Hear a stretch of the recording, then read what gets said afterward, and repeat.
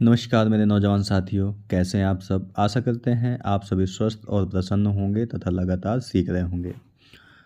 दोस्तों, हम यहाँ पे बात कर रहे हैं आपसे प्रायद्वीपीय नदी प्रणाली के बारे में, जिसमें हमने पिछले वीडियो में आपसे चर्चा की थी बंगाल की खाड़ी में गिरने वाली नदियों के बारे में। क्योंकि हमने आपको बताया था कि प्रायद्वीपीय नदी प्रणाली जो है उसको दो भागों में बांटा गया है। एक आपका बांटा गया है बंगाल की खाड़ी में गिरने वाली नदियाँ, और दूसरा बांटा गया है अरब सागर में गिरने वाली नदियाँ। तो पिछले वीडियो में तो हमने आपसे चर्चा की थी बंगाल की खाड़ी में गिरने वाली नदियों पर, और आज हम चर्चा करेंगे आपसे प्रायद्वीपीय नदी प्रणाली के अंतर्गत अरब सागर में जल गिराने वाली दक्षिण भारत या प्रायद्वीपीय भारत की नदियों के बारे में। तो चलिए शुरू करते हैं आज का लेक्चर। दरअसल ये प्रायद्वीपीय नदी प्रणाली का पार्ट 2 है। तो अगर हम अरब सागर में गिरने वाली नदियों को देखें तो कौन कौन सी नदियाँ आती हैं आपकी। ये आपकी है भादर नदी, ये आपकी है सतरंजी नदी, ये साबरमती, इसके बाद माही, नर्मदा, ताप्ती, मांडवी, जवारी नदी, शरावती नदी, गंगावेली नदी, पेरियार नदी और भरतपुजा नदी। तो ये कुछ ऐसी प्रमुख नदियां हैं जो अपना जल अरब सागर में गिराती हैं। यहाँ पे आपका अरब सागर है तो यहाँ पर अरब सागर में आपका गिराती हैं। आगे देखते हैं।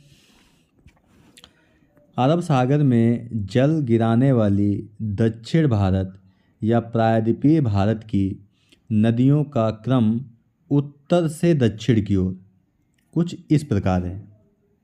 उत्तर से दक्षिण मतलब इसी चित्र में अगर हम देखें तो ये आपका नॉर्थ हुआ, ये आपका साउथ हुआ। ठीक है, तो इसमें भी आप क्रम देख सकते हो। ठीक है कि साबरमती उत्तर में और भारतपूजा आपकी दक्षिण में। लेकिन हम यहाँ पे देखते हैं कौन कौन सी नदियाँ हैं उत्तर से दक्षिण। तो लूनी नदी, साबरमती, माही, नर्मदा, ताप्ती, मांडवी, जुआरी या जवारी नदी, शरावती, गंगावेली, पेरियार और भरतपूजा जो नदियां हैं ये नॉर्थ से साउथ यानी उत्तर से दक्षिण इनका क्रम है। प्रायद्वीपीय भारत की 4 नदियां साबरमती, माही, नर्मदा और ताप्ती ये खंभात की खाड़ी में अपना जल गिराती हैं। ठीक है, इस चित्र में आप देख भी सकते हैं। यहाँ पर आपकी खंभात की खाड़ी है तो यहाँ पे साबरमती भी गिर रही है, माही भी गिर रही है, नर्मदा और ताप्ती नदियाँ जो हैं ये आपकी खंभात की खाड़ी में जल अपना गिराती हैं।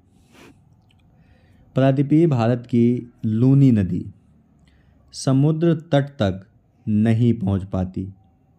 लूनी नदी समुद्र तट तक पहुँचने से पहले ही कच्छ का रण यानी दलदल में विलीन हो जाती है। ठीक है, आपको हमने बताया था कि कच्छ का रण कौन सा है आपका, तो इधर आपका कच्छ का रण है। तो यहीं पर आकर आपकी लूनी नदी दलदल में ही मिल जाती है। ठीक है, प्रायद्वीपीय भारत की अरब सागर में जल गिराने वाली नदियों में से नर्मदा और ताप्ती नदियाँ अपनी भ्रंश घाटी में प्रवाहित होती हैं।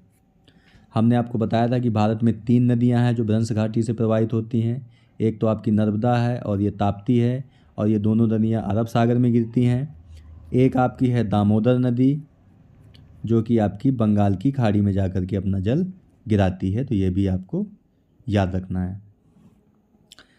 नर्मदा नदी भ्रंश घाटी सतपुड़ा पहाड़ी के उत्तर में तथा ताप्ती नदी भ्रंश घाटी सतपुड़ा पहाड़ी के दक्षिण में स्थित है।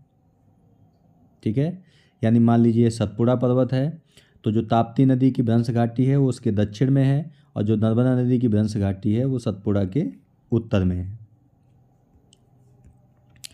नर्मदा और ताप्ती नदियाँ प्रायद्वीपीय पठार के सामान्य ढाल के विपरीत अपनी भ्रंश घाटी में पश्चिम की ओर प्रवाहित होती हैं।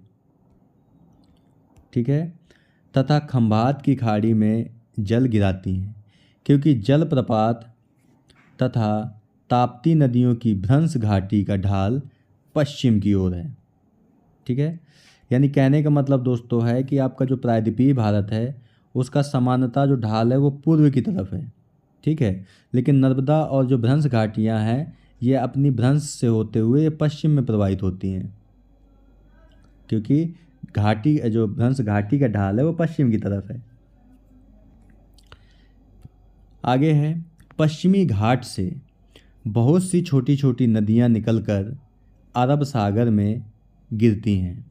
चूँकि पश्चिमी घाट का पश्चिमी ढाल कगारनुमा है, इसलिए पश्चिमी घाट से निकलने वाली नदियाँ तीव्र वेग से प्रवाहित होती हैं। तीव्र वेग से प्रवाहित होने के कारण ये नदियाँ जलप्रपातों अथवा झरनों का निर्माण भी करती हैं। ठीक है, यहाँ कहने का मतलब है कि मान लीजिए आपका प्रायद्वीपीय पठार है, यहाँ पर आपका पश्चिमी घाट है और यहाँ पर आपका पूर्वी घाट है।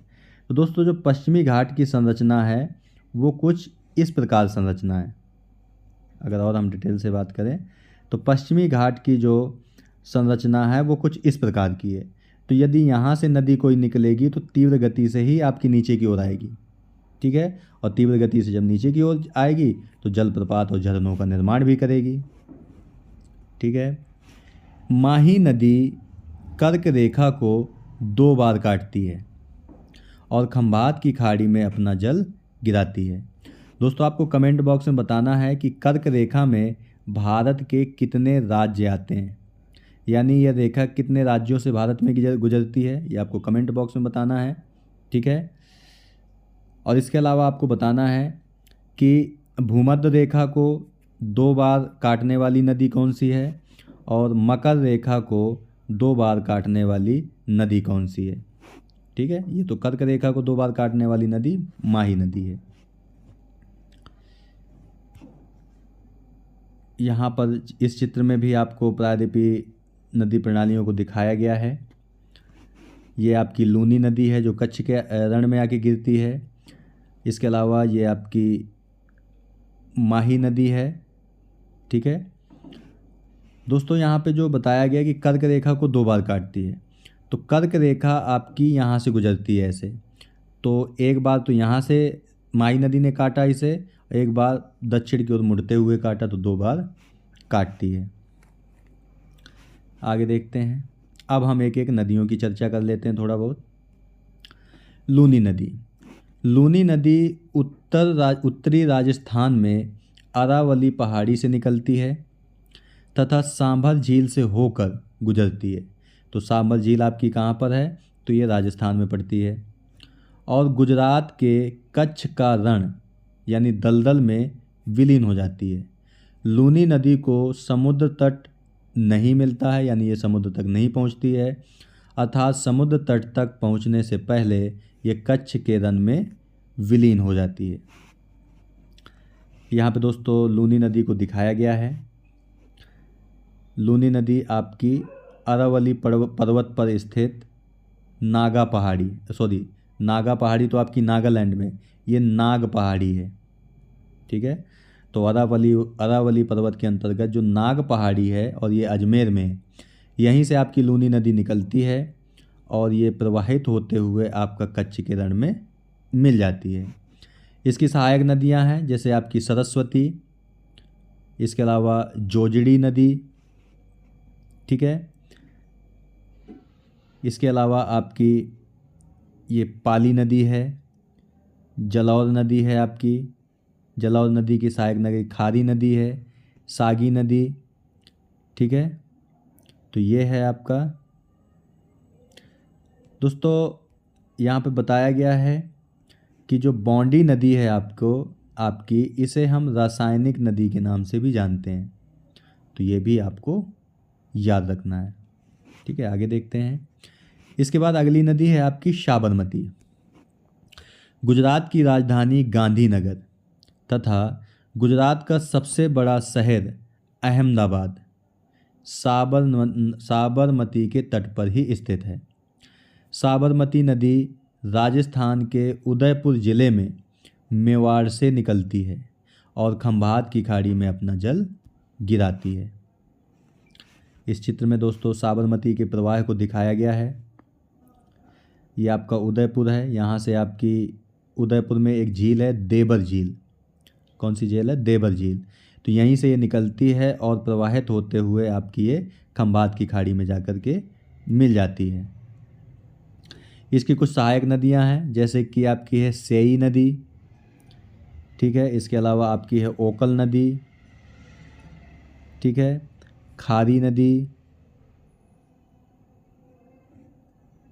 इसके अलावा और बात करें तो यहाँ पर एक बांध बनाया गया है जिसे हम कहते हैं धरोही बांध। तो धरोही बांध आपका किस नदी पर है? तो वो साबरमती नदी पर ही है, ठीक है। आगे देखते हैं। आप लोगों ने दोस्तों साबरमती आश्रम का नाम सुना होगा। गांधी जी का साबरमती आश्रम था, वो भी आपका इसी नदी के किनारे ही था। अगली नदी है आपकी माही नदी।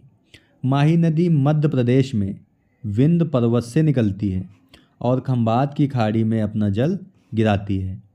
माही नदी 3 राज्यों मध्य प्रदेश, राजस्थान, गुजरात से होकर के प्रवाहित होती है, ठीक है। और माही नदी राजस्थान में कर्क रेखा को 2 बार काटती है, ठीक है।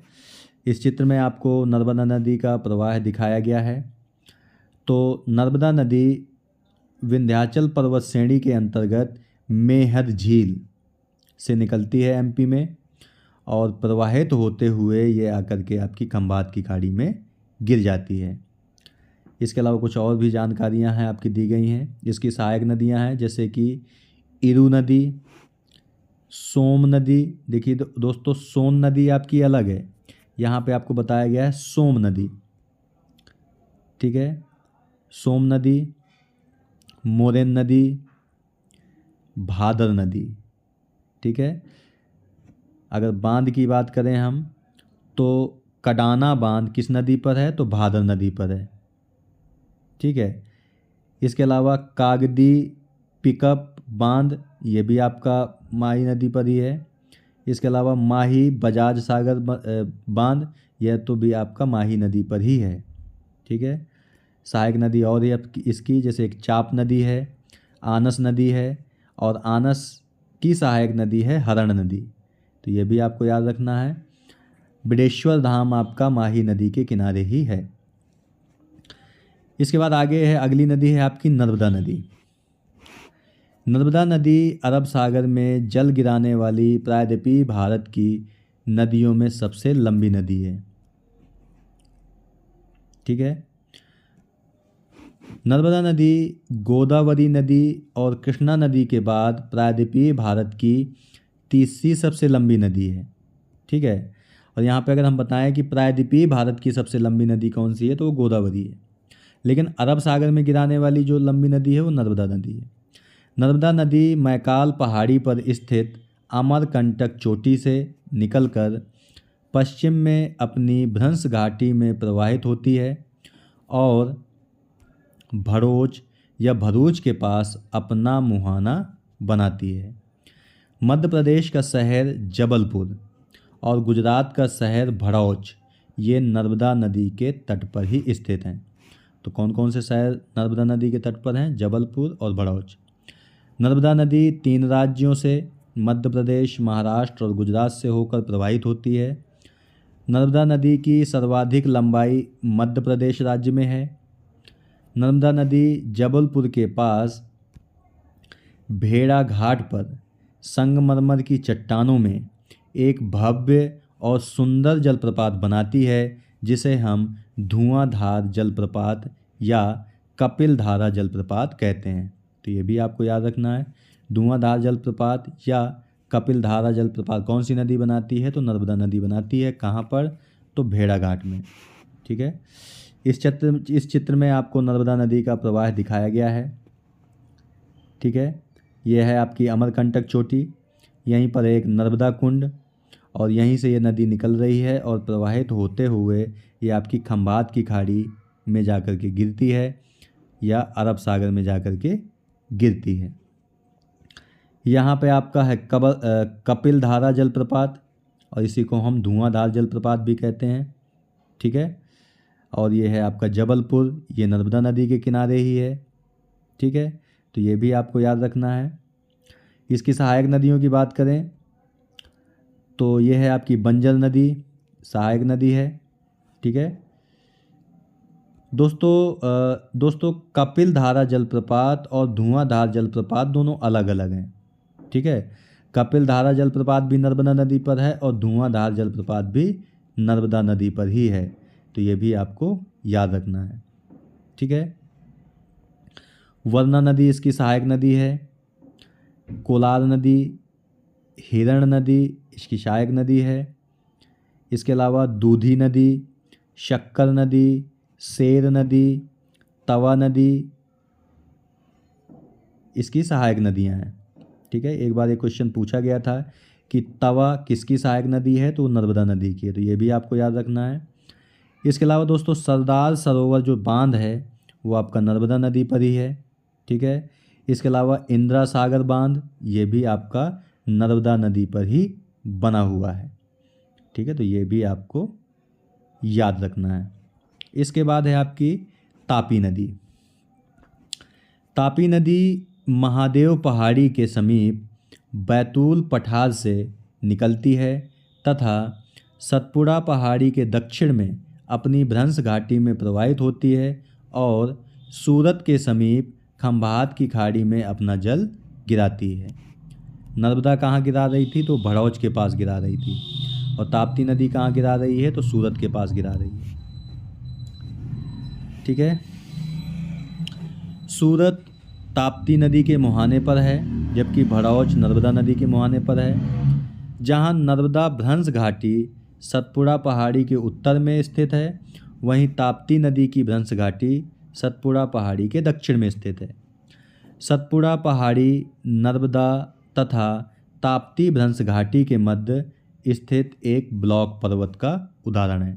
तो ये भी आपको याद रखना है कि ब्लॉक पर्वत का उदाहरण है आपका सतपुड़ा। ताप्ती नदी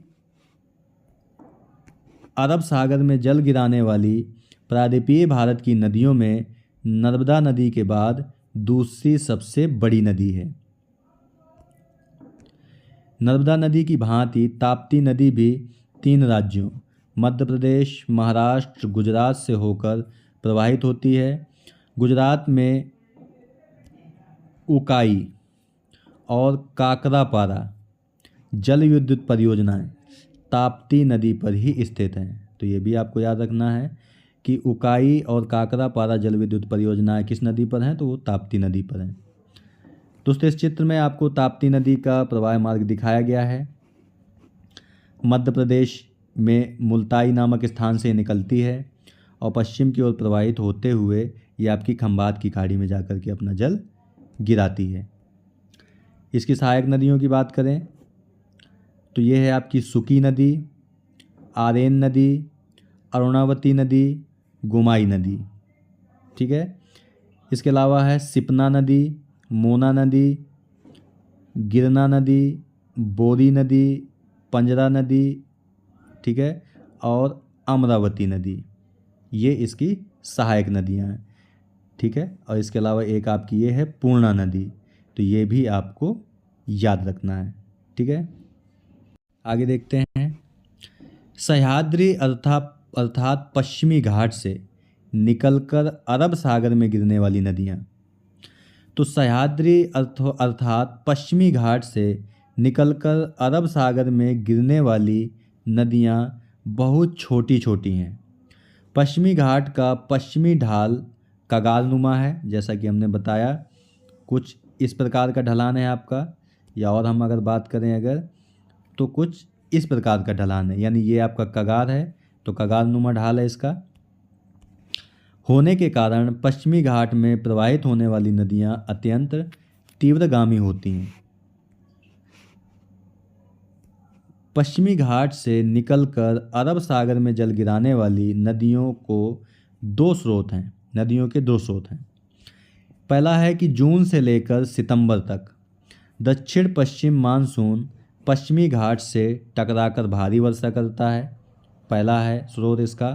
दूसरा है प्रायद्वीपीय पठार के दरारों में संचित जल शुष्क मौसम में इन नदियों को मिलता रहता है, यानी जो प्रायद्वीपीय पठार पर अंडरग्राउंड वाटर पानी हो जाता है दरारों में, वो इनको मिलता है। सह्याद्री से निकलकर अरब सागर में गिरने वाली नदियां हैं वो ये हैं आपकी, गुजरात में सतरंजी नदी, मादर नदी, गोवा में मांडवी नदी, जुआरी नदी, कर्नाटक में शरावती नदी और गंगावेली नदी, केरल में है भरतपुजा, पेरियार नदी और पाम्बा नदी। ठीक है, तो इन नदियों का आपको याद रखना है कि कौन सी नदी किस राज्य में प्रवाहित होती है। आगे है कि गोवा की राजधानी पणजी। तो गोवा की राजधानी क्या है? पणजी। ये मांडवी नदी के तट पर स्थित है। ठीक है, भरतपुजा नदी केरल की सबसे बड़ी नदी और पेरियार नदी दूसरी सबसे बड़ी नदी है। कहाँ की? केरल की। पश्चिमी घाट कगारनुमा होने के कारण पश्चिमी घाट में प्रवाहित होने वाली नदियाँ तीव्रगामी होती हैं, जिसके कारण ये नदियाँ जलप्रपात, झरना आदि का निर्माण करती हैं। उदाहरण के लिए कर्नाटक में शरावती नदी पर जोग जलप्रपात। ठीक है, तो जोग जलप्रपात किस नदी पर है? शरावती पर। कहाँ पर है? तो कर्नाटक राज्य में। जोग जलप्रपात को गरसोप्पा या महात्मा गांधी जलप्रपात भी कहते हैं और इसकी ऊंचाई लगभग 221 मीटर है। तो ये भी आपको याद रखना है। भारत का सबसे ऊंचा सीधा गिरने वाला जलप्रपात जोग जलप्रपात ही है। ठीक है, जबकि भारत का सबसे ऊंचाई पर स्थित जलप्रपात कुंचिकल जलप्रपात है। तो ये दोनों चीज़ें डिफरेंस आपको याद रखना है। सीधा गिरने वाला सबसे ऊंचा जलप्रपात भारत का तो जोग है, लेकिन सबसे ऊंचाई पर स्थित जलप्रपात आपका कुंचिकल है। अब यहाँ पे कहने का मतलब ये है कि मान लीजिए आपका पश्चिमी घाट है। ठीक है, तो सीधा गिरने का मतलब है कि जैसे मान लो ये आपकी चट्टान है। ठीक है, ये चट्टान है आपकी, तो यहाँ से पानी आता है और सीधे आपका जल गिरता है यहाँ पर, तो ये आपका कौन सा है? जोग है। लेकिन अब मान लीजिए कि ये ढाल आपका ऐसा है, तो इस जगह पर यानी सबसे ऊंचाई पर स्थित जलप्रपात आपका कुंचिकल जलप्रपात है। ठीक है, सह्याद्री से निकलकर अरब सागर में जल गिराने वाली नदियाँ चूँकि अत्यधिक प्रपाती हैं, इसलिए यहाँ पर जल विद्युत उत्पादन की संभावना बहुत अधिक है। यही कारण है कि पश्चिमी घाट में अधिक विद्युत उत्पादन क्षेत्र स्थापित किए गए हैं। ठीक है, तो दोस्तों आज के वीडियो में यहीं तक। आज हमने आपसे बात की प्रायद्वीपीय नदी प्रणाली के अंतर्गत अरब सागर में जल गिराने वाली नदियों पर बात। ठीक है, जिसमें इनका हमने उत्तर से दक्षिण क्रम देखा। ठीक है, इसके बाद हमने एक एक नदी पर चर्चा की। सबसे पहले लूनी नदी के बारे में बताया, इसके बाद साबरमती नदी, इसके बाद माही नदी, नर्मदा नदी और इसके बाद ताप्ती नदी के बारे में आपको बताया। ठीक है, इसके बाद सह्याद्री यानी पश्चिमी घाट से निकलकर अरब सागर में गिरने वाली नदियों के बारे में बताया। ठीक है, तो यहाँ तक हमने आपसे चर्चा की है। ठीक है दोस्तों ये पार्ट 2 था आपका। पार्ट 1 और पार्ट 2 का जो PDF है वो वीडियो के डिस्क्रिप्शन बॉक्स में और पहले कमेंट में लिंक मिल जाएगा, जहाँ से डाउनलोड करके आराम से आप पढ़ सकते हैं। तो मिलते हैं आपसे नेक्स्ट वीडियो में एक भारत के एक नए टॉपिक के साथ। तब तक के लिए नमस्कार। आप प्रसन्न रहिए, खुश रहिए, मुस्कुराते रहिए और लगातार सीखते रहिए, कभी अपने लिए तो कभी अपनों के लिए। धन्यवाद। जय हिंद दोस्तों।